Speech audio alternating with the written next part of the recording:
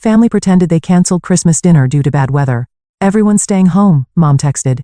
Then I saw their car as a team my sister's house. Perfect holiday? They posted. When they called next day, Catherine, everyone's staying home due to the ice storm. Christmas dinner is canceled. Stay safe. My mom's text read.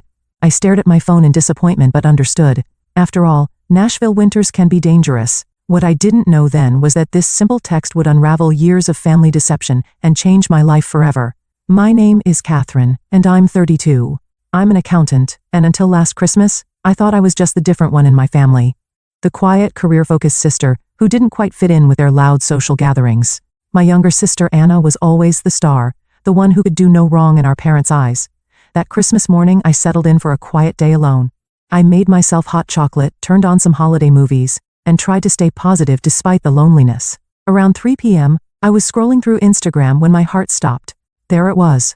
A fresh post from my cousin Nina. Perfect family Christmas at Anna's. So blessed to have everyone together. Family traditions. Christmas dinner. The photo showed my entire family. Mom, dad, aunts, uncles, cousins, even my grandmother gathered around Anna's elegant dining table. They were all smiling, wearing festive sweaters, clearly enjoying the celebration they had deliberately excluded me from. Through the windows in their photos I could see clear, sunny skies. There was no ice storm. There never had been. My hands shook as I scrolled through more photos. There was my dad carving the turkey, my mom arranging her signature Christmas cookies, my little nieces and nephews opening presents. The ice storm excuse was a complete fabrication, a convenient lie to avoid telling me I wasn't welcome at their perfect family gathering. I felt sick to my stomach as the truth sank in. All those times they told me events were canceled. All those intimate gatherings I hadn't been invited to. How many of them had actually happened without me? How long had they been coordinating behind my back to exclude me while pretending to care? The next morning my phone rang. It was my mother, acting as if nothing had happened. Hi honey, hope you had a nice quiet Christmas. We missed you. The casual cruelty of her words made my hands clench into fists. This was the moment everything would change, though I didn't know it yet. Growing up in our family home, I always tried to be the good daughter. I helped my mom with chores, maintained straight A's in school, and even gave up my dream of attending art school to pursue accounting because my parents insisted it was more practical. Meanwhile, my sister Anna could do whatever she wanted. When she dropped out of college to become a yoga instructor, my parents called her brave. When I worked overtime to help them pay off their mortgage, they barely acknowledged it. I remember one particular incident that should have opened my eyes sooner. 3 years ago when my dad needed surgery, I took 3 weeks off work to help care for him.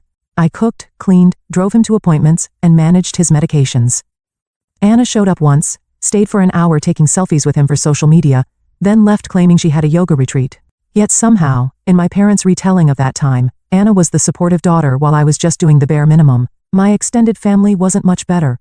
At every gathering, my aunts would praise Anna's free spirit while asking me when I was going to loosen up and learn to enjoy life. My accomplishments at work were dismissed as boring, while Anna's latest adventure teaching yoga in Bali was the talk of every family dinner. I kept telling myself it didn't matter, that family was family, and they loved me in their own way. Even last month, I spent hours helping my mom prepare for Thanksgiving, only to hear her tell everyone that Anna had done all the work while I just sat around. I swallowed my hurt and kept quiet, just like always. When Anna announced she'd be hosting Christmas this year, I offered to help with the planning and cooking. She brushed me off saying she wanted it to be perfect. I should have seen the signs then, but I was still trying so hard to believe in the fiction of our happy family. The truth is, I've spent my entire life trying to earn their approval, making excuses for their behavior, and pretending not to notice when they excluded me from spontaneous family gatherings that everyone else somehow knew about. I convinced myself that if I just tried harder, worked longer, gave more, they would finally see me as worthy of being part of their perfect family picture. Hi honey, hope you had a nice quiet Christmas. We missed you. My mother's fake cheerfulness made my stomach turn. I gripped my phone tighter, staring at the Instagram photos still open on my laptop, evidence of their perfect family gathering that I'd been deliberately excluded from. Really, I managed to keep my voice steady, because Nina's social media posts show everyone had a wonderful time at Anna's house, everyone except me.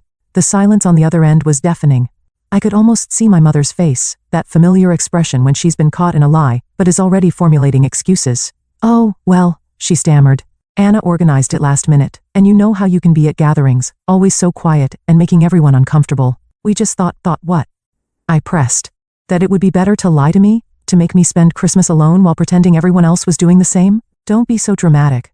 My mother sighed. We were trying to avoid any awkwardness. You know how Anna wanted everything to be perfect. That's when it hit me. All the past canceled events, The Times plans had mysteriously fallen through. The family photos I'd see later on social media, this wasn't a one-time thing, this was a pattern. How many times? I asked, my voice barely a whisper. How many other gatherings have you lied to me about? Another telling silence. Then Catherine, you're being oversensitive. This is exactly why. Why what? I cut her off. Why you exclude me? Why you pretend I don't exist unless you need something? Why Anna gets to be the perfect daughter while I'm treated like an inconvenience? That's not fair, my mother protested. We love you both equally. It's just Anna puts in the effort to be part of the family. You're always so busy with work. I laughed bitterly. Busy with work? You mean busy helping pay your mortgage? Busy taking care of Dad after his surgery? That kind of busy? Listen. My mother's voice turned stern. If you're going to be like this, maybe it's better if we give each other some space. Call me when you're ready to be reasonable. The line went dead. I sat there staring at my phone as 32 years of memories suddenly shifted into sharp, painful focus. Every excuse, every dismissal, every misunderstanding, it had all been intentional. I wasn't the problem. I never had been. That was the moment I stopped making excuses for them. The moment I finally saw the truth. I didn't have a family. I had people who shared my DNA, but treated me like an afterthought. After that phone call, something inside me snapped.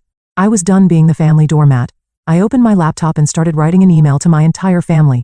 Parents, sister, aunts, uncles, cousins, everyone who had been at that Christmas dinner. My fingers flew across the keyboard as years of pent-up feelings poured out. I've seen the photos from Christmas dinner, I wrote. The dinner I was told was canceled due to an imaginary ice storm. I want you all to know exactly what you've done. You didn't just exclude me from a family gathering, you coordinated an elaborate lie to make me spend Christmas alone.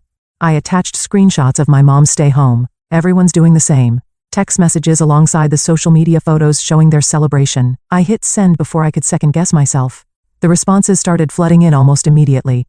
My Aunt Marie claimed they forgot to tell me the plans had changed. Uncle Robert suggested I was overreacting. My cousin Nina, whose posts had exposed their lie, quickly deleted all the Christmas photos and sent me a message saying I was causing unnecessary drama. Then came Anna's response, a long condescending email about how I never make an effort at family events, and how she just wanted one perfect holiday. She even had the audacity to suggest that excluding me was for my own good because I obviously don't enjoy family gatherings. But it was my parents' reaction that truly showed me who they were. Instead of apologizing, they went on the offensive. My mother started calling mutual family friends, spinning a story about how I was having some sort of breakdown. My father sent me a stern email about respecting family privacy, and how airing our dirty laundry was unacceptable. You've really done it now, Anna texted me. Mom's crying, everyone's upset, and it's all because you couldn't just accept that maybe you're the problem. This is exactly why we didn't want you at Christmas. I felt like I was living in an alternate reality. They had deliberately excluded and lied to me, yet somehow I was the villain for exposing their behavior. The more I stood up for myself, the more they twisted the narrative. When I refused to back down and apologize, they escalated. My mother started showing up at my workplace unannounced, causing scenes in the lobby. Anna began posting vague social media updates about toxic people and choosing peace over family. My father threatened to cut me out of his will if I didn't get in line. Instead of intimidating me, their actions only confirmed what I had finally realized. This wasn't a loving family protecting itself from a difficult member. This was a toxic system desperately trying to maintain control over someone who had finally stopped playing by their rules. I decided then that I needed to do more than just expose their lies. I needed to completely break free from their manipulation. Little did they know, I was already forming a plan that would show them exactly what happens when you push away the one person who had always been there for them. A week after my confrontational email, I received an unexpected message from Rachel, an old family friend who had retired from managing my parents' finances years ago. Catherine, I've been seeing what's happening with your family on social media. There's something you need to know. Can we meet? I agreed to meet her at a quiet cafe downtown. When I arrived, Rachel looked nervous, clutching a manila envelope. I've been carrying the guilt of this for years, she said, sliding the envelope across the table. Your father swore me to secrecy, but after seeing how they're treating you now, I can't stay quiet anymore. Inside the envelope were bank statements and legal documents dating back 15 years. As I read through them, my hands began to shake. According to these records, my grandfather had left a significant inheritance specifically for my education and future, nearly $300,000, money I had never known about. Your father was the trustee, Rachel explained quietly. He was supposed to give you access when you turned 25. Instead, he transferred everything to Anna's accounts, using it to fund her lifestyle and her failed business ventures. The revelation hit me like a physical blow. All those years I'd worked overtime to pay for my accounting degree, the student loans I was still paying off, the times I'd helped them with their mortgage, they had been sitting on my inheritance the whole time, spending it on Anna. There's more, Rachel continued. Your grandfather also left properties that were meant to be split equally between you and Anna. Your parents sold them all. Using your power of attorney, they had you sign when you were 18. Remember when they said it was for emergency medical decisions? I felt sick. The document I'd trustingly signed had given them complete control over my financial interests. They had systematically robbed me of my inheritance while watching me struggle, accepting my help with their expenses, and making me feel guilty for not contributing enough to the family.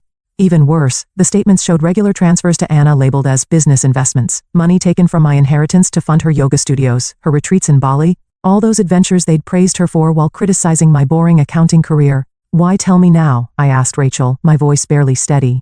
Because I saw your mother's social media posts painting you as unstable and ungrateful. They're trying to discredit you before you can discover the truth. They've been embezzling from you for years, Catherine. What they've done isn't just morally wrong, it's illegal. Everything suddenly made horrible sense. Their escalating attempts to paint me as unreasonable. The threats to cut me out of the will when they'd already stolen my inheritance. Their desperate need to maintain the narrative that Anna was the successful sister while I was the difficult one. I carefully packed the documents back into the envelope, my mind racing. Thank you, Rachel. I know exactly what I need to do now. This wasn't just about a ruined Christmas anymore. This was about years of calculated deception and theft, and I, an accountant with years of experience tracking financial fraud, was uniquely qualified to make them face the consequences. With Rachel's documents in hand, I spent the next week meticulously building my case. As an accountant, I knew exactly how to trace the money trail. Every unauthorized transfer, every misused power of attorney, every fraudulent document, I tracked it all. I also hired Sarah Chen, a lawyer specializing in estate fraud, to review everything. This is a clear case of financial exploitation, Sarah confirmed. We can file criminal charges if you want to pursue that route. I considered my options carefully. A criminal case would destroy my family's reputation, but they had already destroyed our relationship. Still, I decided to give them one last chance to make things right. I emailed my parents and Anna, requesting a family meeting to resolve our differences. They jumped at the chance, probably thinking they could manipulate me back into line. We agreed to meet at my apartment the following Saturday. The morning of the meeting, I arranged 3 folders on my dining table, one for each of them.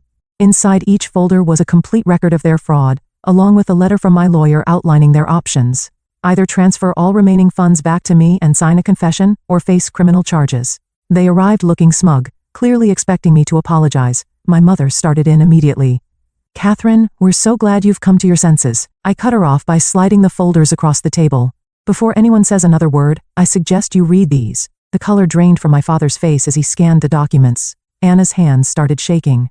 My mother tried to maintain control. This is ridiculous. You're trying to blackmail your own family? Blackmail? I laughed coldly. No, I'm giving you a choice. Return my inheritance with interest and admit what you did, or I'll let the police handle it. Rachel's already agreed to testify. Rachel had no right, my father started. You had no right, I interrupted. You stole from me for years while watching me struggle. You used my power of attorney to sell property that was rightfully mine. You funded Anna's lifestyle with my inheritance. Anna burst into tears. I didn't know. They told me the money was from their savings. Don't lie, I replied calmly. The transfers went directly to your accounts. You knew exactly what you were doing. My mother tried a different approach. Think about what this will do to the family. What will people say? You should have thought about that before stealing hundreds of thousands of dollars from your own daughter, I responded. You have 48 hours to decide. Either sign the confession and arrange the transfers, or I'm going to the police. They left in a panic, my father practically dragging my hysterical mother and sister out the door. Within hours, the family group chat exploded with messages from relatives, all taking their side, of course. But I remained calm. I had truth and evidence on my side. The ball's in their court now, I told Sarah over the phone that evening. But something tells me they're not going to make the right choice. I was ready for whatever came next. After all, they had already given me the greatest gift, freedom from their manipulation. The 48-hour deadline came and went. Just as I expected, my family chose pride over honesty. They didn't sign the confession or arrange any transfers. Instead, they tried to destroy evidence, closing accounts, shredding documents, and even attempting to pressure Rachel into retracting her statement. What they didn't know was that I had already submitted everything to the authorities. The morning after the deadline passed, I formally filed charges. By afternoon, the police were at their doors with search warrants. I watched from my office as the story unfolded. My father was escorted from his workplace in handcuffs. Anna's yoga studio was seized as an asset purchased with stolen funds. My mother's carefully curated social media facade crumbled as she was arrested during one of her charity committee meetings. The family group chat exploded again, but this time with a different tone. Relatives who had dismissed my claims were suddenly quiet as the evidence became public record. The local newspaper ran a story about the prominent family's fall from grace. All their years of maintaining perfect appearances ended in a single day. My phone buzzed with a text from Rachel. You did the right thing. Your grandfather would be proud. She was right. This wasn't about revenge anymore. It was about justice. As I watched my family's carefully constructed lies unravel, I felt no joy, only relief. The truth was finally out, and I was finally free. 1 year later, I sat in my new home in Denver watching snowfall outside my window. The court case had concluded months ago. My father and mother both took plea deals, agreeing to pay restitution. Anna's yoga empire had crumbled, and she'd finally gotten a real job as a receptionist.